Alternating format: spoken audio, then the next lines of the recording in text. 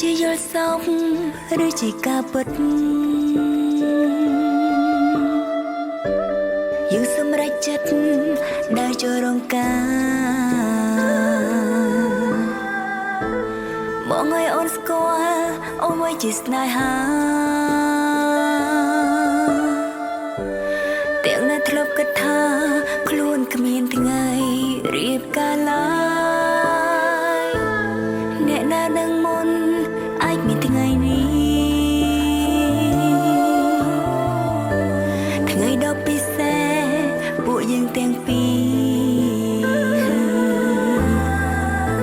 រស្នេហាអូនបងដូចអគ្គិសនីប៉ុន្មាននាទីផ្ដើមមានចិត្តរៀងខ្លួ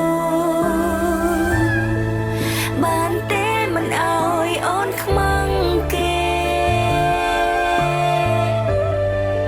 បានទេកុំអើយស្រីផ្សេងមើងងាយអូនបានទេធ្វើជាប៉ាល្អរបស់កូនបានទេអូនសូមប៉ុណ្ណឹង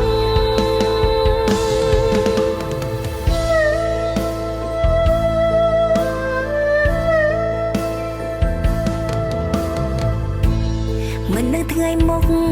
มองប្រែយ៉ាងម៉េច